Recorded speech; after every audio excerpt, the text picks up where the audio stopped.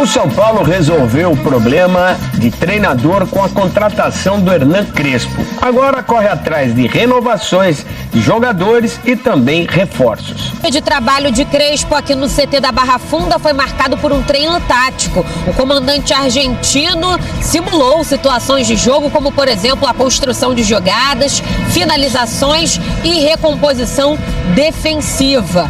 Logo depois, a equipe foi dividida em grupos e teve ali um embate em campo reduzido.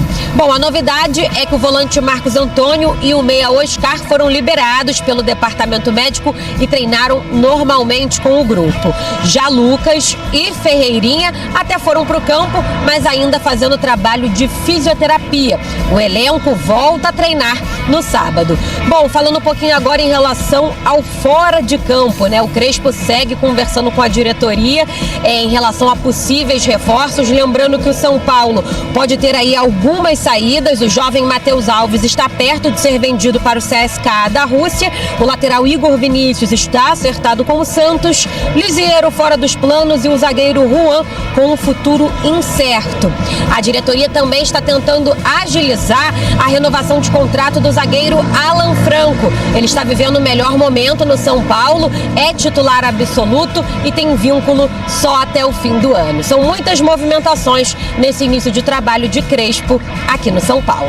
Quem pode perder a camisa do São Paulo é o jogador Luan, segundo essa publicação. São Paulo não pretende manter Luan no elenco. O São Paulo planeja vender Luan no meio do ano para abrir espaço na folha de pagamento. Luan está no profissional desde 2018, mas nunca deslanchou no clube. Foi emprestado ao Vitória, mas o clube baiano também não quis comprar o atleta. Vai ter a turma que vai contrariar a publicação e vai dizer que não, o Crespo falou que vai usar o Luan, essa matéria é mentirosa. Não, o Crespo não falou que vai usar o Luan. O que ele falou é que conheceu Arboleda, Luciano e Luan nas suas melhores versões. Para um bom entendedor, meia palavra basta, né? Ele não quis ser deselegante ao dar o recado, ele colocou nas entrelinhas. Se ele manda um diretão, que é o popular papo reto, aí ele ia magoar o coração dos fãs do jogador que ainda acreditam no futebol dele. Eu, por exemplo, não. E eu vou explicar melhor. Para o Luan jogar, o Crespo vai ter que escantear o Pablo Maia, que é o dono da posição. Vai ter que sacar também o Marcos Antônio, que vem comendo a bola, né? Infelizmente ele se machucou, mas já está voltando. E você vai colocar mais uma dificuldade para o Negrutti, que a gente tanto pede para darem oportunidade para ele, né? Imagina com o Luan ali para concorrer vaga. Aí lascou. E ainda tem o Luiz Gustavo, que milagrosamente vem se recuperando daquele problema que ele teve, né? Já está treinando de leve e de repente pode até voltar a jogar. E eu acho engraçado, e com respeito, claro, né? Quando o pessoal fala que tem que dar oportunidade pro Luan. Logo ele, que já teve todas e não aproveitou. E se ele fosse tão bom jogador assim, você acha que ele continuaria no São Paulo? Você acha que o Vitória não tinha comprado? Você acha que numa hora dessa, o pessoal sabendo que o São Paulo não vai utilizá-lo, já não tinha pelo menos uns 3 ou 4 clubes de olho nele? Mas não tem nenhum. A dificuldade vai ser o São Paulo convencer algum clube a comprar o Luan. Até o Igor Vinícius, lagarto de enfermaria, com aqueles problemas de lombalgia que ele tinha, visto como bagre por muitos torcedores, o cara vai pro Santos, já tá lá. Sem contar que o Crespo pediu para ele ficar até o final da temporada, pois o contrato dele venceria só dia 31 de dezembro e ele não quis ficar. E o São Paulo aproveitou para dar um empurrãozinho, né? Você vê, rapaz, Santos e Hernan Crespo disputando a tapa o Igor Vinícius. E esse lance de Igor Vinícius no Santos causou aí um mal-entendido. Essa página publicou um vídeo que vazou aí dele caminhando a passos largos no centro de treinamento do Santos. E logo abaixo do vídeo, essa publicação. Igor Vinícius é visto no CT do Santos. O São Paulo e o Santos ainda não oficializaram a transação, mas o lateral Igor Vinícius já se encontra em Santos. O jogador foi visto no CT do Clube Santista nessa sexta. Eu não sei se o intuito da página foi levantar uma polêmica aí para gerar um debate em cima de talvez mais uma presepada da diretoria do São Paulo, mas se a intenção foi essa, deu errado.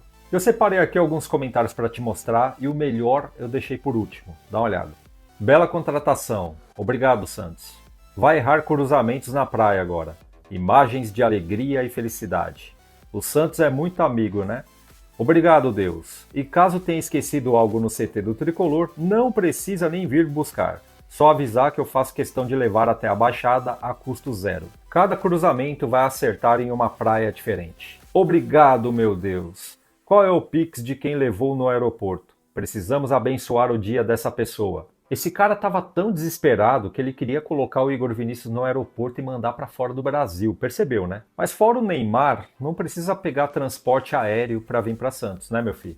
É só pegar um busão lá no terminal do Jabaquara e tá feito o negócio. E eu nem vou questionar a diretoria, porque afinal de contas, virou o mês, ele já pode assinar um pré-contrato. Então que assine logo e vá. Vá antes de assinar, é mais seguro. Eu não fiquei chateado, você ficou? Eu ficaria chateado se eu visse o Alan Franco andando pelas dependências do centro de treinamento do Palmeiras. Aí o bicho ia pegar. Imagina só você perder o Alan Franco, que é um jogador que pouco se machuca, um cara que joga bem. Aí você perde ele para um rival, para o Palmeiras, por exemplo, por falta de dinheiro. São Paulo tem uma pendência financeira com esse cara e eu espero que pague rápido, porque já tá virando mês, hein? Esse cara catar uma caneta para assinar um pré-contrato com outro clube, principalmente com o Palmeiras, né? É assinar o atestado de incompetência da diretoria do São Paulo. A gente sabe que eles são incompetentes, mas aí já é passar por todos os limites a 200 km por hora. Parece que eles estão fazendo mais esforço para renovar com o Juan Tressoldi do que para renovar com o Alan Franco, rapaz. E outro esforço que o São Paulo está fazendo é manter jogador fim de carreira no plantel, né? Que nem é o caso do Lucas Moura. Meu irmão, faça-me favor, dá uma olhada nisso. Lucas Moura e Ferreirinha ainda estão se recuperando de lesão e são dúvidas para o retorno do Brasileirão contra o RB Bragantino. Reza a lenda que o problema do Lucas é mais sério do que parece. Eu ouvi dizer e não consegui comprovar, né, que o Lucas Moura tinha que operar e ele não quis. Eu ainda vou correr atrás para saber se isso é real, porque se for real, o Lucas Moura tá de brincadeira, né? Se realmente for isso, é um problema que necessita de uma operação, é ele voltar melhor, botar os pés no gramado, seja ele sintético ou não, ele vai se machucar de novo. Para falar a verdade, o Lucas Moura, ele tá parecendo aquela chácara que você não frequenta mais e você tem que pagar alguém para fazer uma manutenção caso não queira que ela desapareça no matagal. Tudo isso é custo. Eu chamo isso de máquina de moer dinheiro. Contrapartida, a diretoria do São Paulo é uma máquina de moer a paciência do torcedor. O povo tá impaciente, já tá todo mundo reclamando e questionando sobre a situação do Lucas. Outro dia eu vi o Neto falando sobre isso, os torcedores nas redes sociais. É na rua, é num boteco, tá todo mundo falando sobre o Lucas Moura que não joga mais. Cadê o Lucas Moura? Outro dia eu li um comentário de um cara que tava chamando ele de chinelinho e comparando ele com o Valdívia, que jogava no Palmeiras. E antes que os fãs do Lucas Moura se revoltem comigo, eu vou dizer um negócio. Eu sei perfeitamente que ele não tem culpa de se lesionar. E o São Paulo tem a obrigação de pagar o salário para ele. Né? Mas o cara recebe quase 2 milhões de reais e está inativo. Ele não joga. Eu estou pensando no São Paulo, que está quebrado financeiramente. O Lucas Moura já está com a vida feita. Ao contrário daquela pessoa que defende ele fervorosamente e, além de tudo, não ganha R$1 para defender ele. Essa história só tem 2 caminhos. Ou o Lucas Moura topa ficar sem receber enquanto se trata, ou ele se acerta com o Júlio Casares e assina uma rescisão amigável. Sinto muito, não dá para o cara ficar recebendo quase 2 milhões de reais por mês parado no departamento médico. Aí é inadmissível, desculpa. Eu lembro do Hernanes, quando viu que não dava mais para jogar, ele parou. Ganhava 1.100.000 reais por mês. Ele não quis continuar. Foi lá e se acertou com o São Paulo. O São Paulo mantendo o Lucas Moura nessas condições é abrir mão de 3 jogadores bons que dá para pagar com o salário que ele recebe. E outro que tá assim também é o Ferreirinha, hein? E jogador de vidro, rapaz. Deu trabalho para trazer, o cara ganha bem. Joga 2 meses, 2 meses e meio, e aí ele se quebra e demora quase 2 meses para voltar. É inviável, cara. O Ferreirinha, se fosse um carro, seria o Peugeot 206. Então é isso, comenta aí o que você acha, não esqueça o like, se inscreva no canal e... Miguel Bevilacqua, se o Flamengo for eliminado no domingo, o jogo contra o São Paulo será mantido na mesma data? Pois é, boa pergunta, porque eu já sei que o Flamengo vai solicitar o adiamento, mesmo se for eliminado no domingo. Ele vai querer dar um pouco de férias aos seus jogadores, certo, e ter maior tempo de preparação. E aí eu faço a pergunta para você e para o Bevilacqua. Vocês acham que seria bom para o São Paulo, de qualquer forma, só retornar contra o Bragantino, mais 3 dias de preparação para o Crespo, sabendo que aí, lá na frente, vai ter que pegar o Flamengo no Maracanã de algum jeito, talvez melhor, né? Eu prefiro adiar. Você prefere e aí volta contra o Bragantino. Estrear contra o Flamengo no Maraca é osso, hein, meu? E acho que além de tudo aí, talvez o São Paulo, esses 3 dias acabem sendo importantes pro técnico que recém chegou, esses 3 dias a mais. Sim. E por a recuperação de alguns jogadores continuam no DM, né? Sobretudo o Lucas e o Ferreirinha, né? O Marcos Antônio e o Oscar vão voltar. Eu acho que tá bom também. Matheus, com o Crespo, vocês acham que os pontas vão jogar mesmo? Lembro do Bruno Rodrigues. Ah, peraí, ó lá, ó. Olha lá, fora e mãe do Lula. Dupla, hein? Que dupla.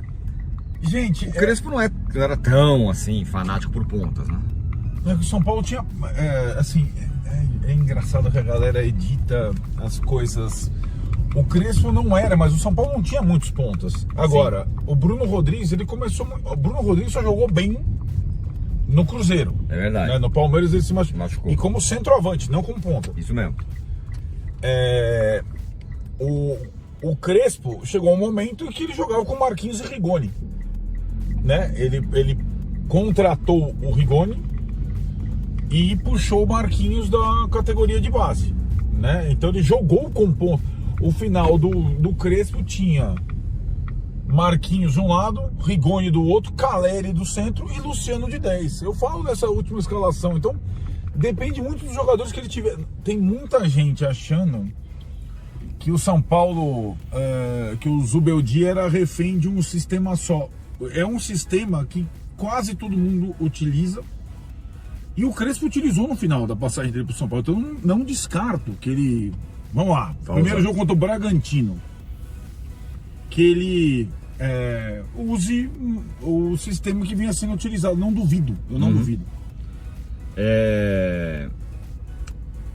Estamos seguindo a carteira do rebaixamento? Pergunta aqui o Felipe Valente. Fora Casares. O Casares de novo, pela 1050ª vez, falou: não, em 2023 eu ia vender, não vendi. Não sei o que lá, esportivo, tá ficando longe já, hein? 23, faz 2 anos quase que não fez isso. Até lá, até então. A cartilha do rebaixamento, ela é como um acidente de avião, né? São vários sucessão itens, de coisas. Né? Eu acho que o São Paulo teve uma largada muito ruim no campeonato, que já indica uma luta contra o rebaixamento. Esse é o primeiro ponto. Então, é uma realidade. Certo. A segunda questão é que normalmente, quando um clube grande entra nessa situação, tem essa largada que o São Paulo teve, na janela de meio de ano, ele faz várias contratações importantes, tenta fazer para evitar isso. Nem sempre adianta, mas normalmente é essa situação, e troca de técnico. Nem sempre adianta. O São Paulo trocou de técnico e não vai fazer a janela de contratações. Então, assim, o São Paulo não vai correr risco de rebaixamento muito se os próprios jogadores que estão lá, a direção, a torcida, além do novo técnico, conseguirem reação, né? Não vai ter como o Corinthians teve o Memphis Depay que chega dali, o outro que chega de lá, não vai ter, né? Por enquanto, o São Paulo só contratou o Dineno, que jogou uma partida com o Zubeldia, e tende a perder mais jogadores, está perdendo o Alves e tudo mais, né? E outros jogadores aí nessa janela. Vai ser um segundo semestre difícil. O ano inteiro difícil, vai continuar sendo. O São Paulo vai precisar da sua torcida. Matheus Figueiredo, a gente já respondeu nessa resposta. E os reforços para o Crespo, que sabem para nos contar? Não vai ter, né? Não, então, talvez tenha um ou outro, dependendo da venda, no estilo de Neno, né? Mas não vai ter contratação de jogador que venha para ser titular, elevar o nível do time, isso não vai ter. Cadê a live? João Paulo Capella, com o Crespo as improvisações acabarão e o rendimento individual melhorará? Cara, não sei e não sei. Ele também improvisou quando estava no São Paulo, o Crespo. Igor Gomes na lateral direita, ele improvisou também. Ele fez bastante improviso, também por falta de jogador, enfim, outra situação. Que tinha gente machucada. Então, eu vou falar mais uma coisa, eu não acho eles treinadores muito diferentes. Talvez sejam diferentes em algum esquema tático, alguma coisa, mas... nem isso. Talvez nem isso. Mas na capacidade, assim, eu não acho muito diferente. E isso não é uma crítica ao Crespo. Pelo porque contrário. Eu gostava do meu dia. Só acho que do ponto de vista de super rendimento, não sei se vai mudar muito. Quer dizer, acho que tende a mudar pelo ambiente, não sei o que e tal. Mas não vai ser uma revolução que, putz, olha, a gente estava muito mal e agora a gente vai voar. Eu não acredito nisso. E isso não é uma crítica, sério, eu tô falando uma boa. Eu acho que não tem muita peça para fazer muito mais. E não acho que o Crespo é um milagreiro. Um técnico ok. É o que eu acho, mas fala aí, Alan. Exatamente isso. É isso. Eu acho que foi feita quase uma lavagem cerebral no torcedor do São Paulo, que com esse time, esses jogadores, mudando o sistema e funções, improvisação, seria melhor com qualquer outro técnico. Não é esse o ponto. Essa é a questão. Eu gosto muito do Crespo. Agora, como você falou, ele também improvisava.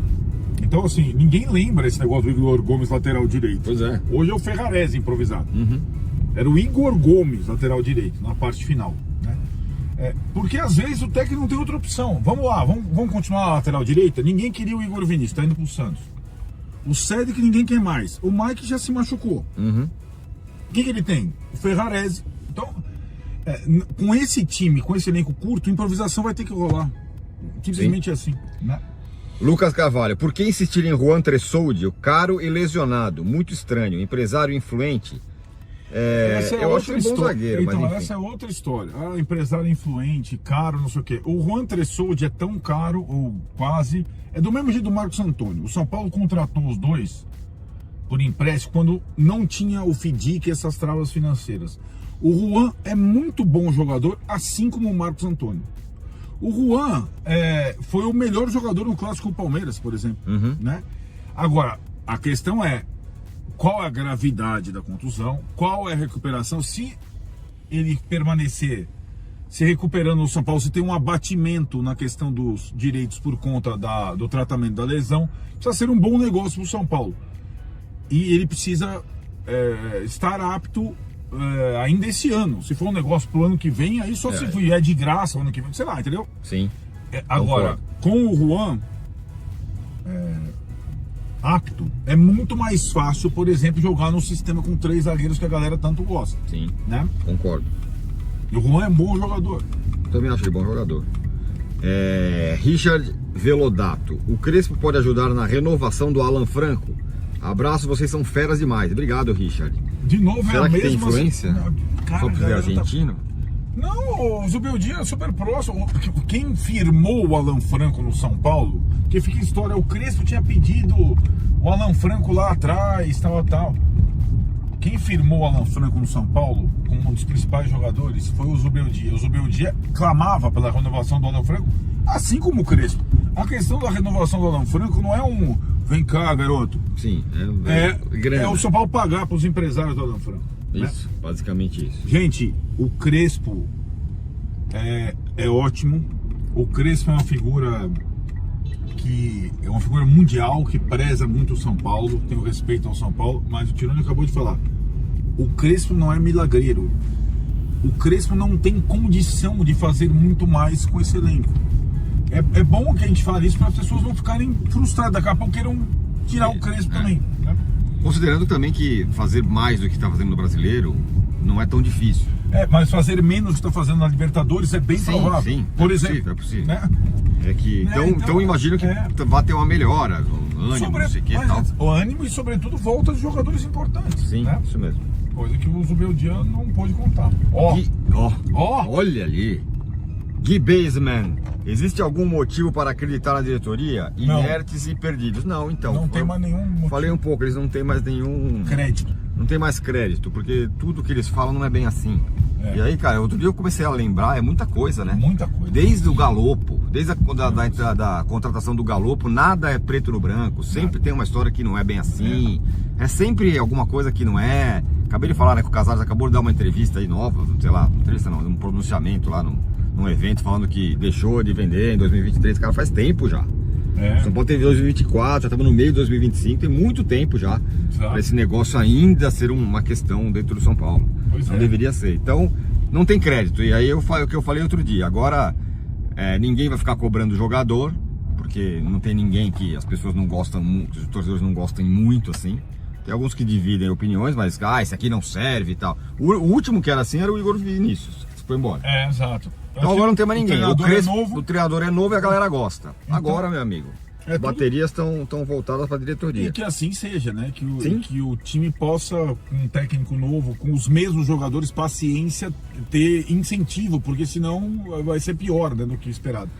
Gustavo Matos, o que esperar do time do Crespo? Ele faz aquele time horrível do Al-Ain, fez aquele time horrível do Al-Ain ganhar a Champions Asiática. Nem sei se era o mesmo time, os mesmos jogadores, mas de fato ele foi um feito. Mudou, né? É um torneio curto, ele conseguiu um feito absurdo e tal. Sabe o que acontece, Tironi? Tem uma coisa também curiosa nessa história do Crespo, né? Ele tem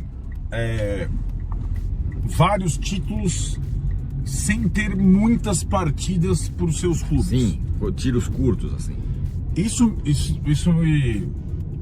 me causa... É só análise da carreira dele. Essa é uma das grandes diferenças da carreira dele para a carreira do Zubeldia. Sim. O Zubeldia tinha trabalhos mais longos e fazia questão de trabalhos mais longos. Quando a gente trouxe esse número lá na live da chegada do Crespo, que o time que o Crespo mais dirigiu na vida é o São Paulo. É meio espantoso. É espantoso, e a gente tem que entender que esse contrato é muito imenso. Esse contrato até o final de 26 é pro Crespo ficar 1 ano e meio. Eu não sei se ele fica 1 ano e meio. Pelo histórico dele nos times, né? Ele ficou a Mary Poppins. A Mary Poppins chegou, mas... Só que nós estamos atrasados. Então, assim, é só para... Eu espero sinceramente, que o Crespo fique até o final do mandato do Casares, até 2026, fique 1 ano e meio.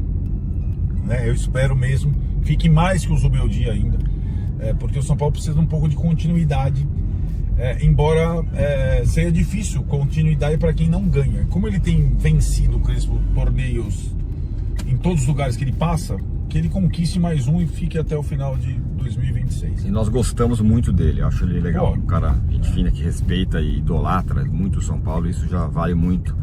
Opa, aí sim, hein? O cara que resolveu dar uma parada. Mas pode ficar. Mas, lembrando, quando ele chegou pela primeira vez, o plano do São Paulo era que ele provavelmente iria para a Europa, ficasse 2 anos depois iria para a Europa, tal. Isso não aconteceu.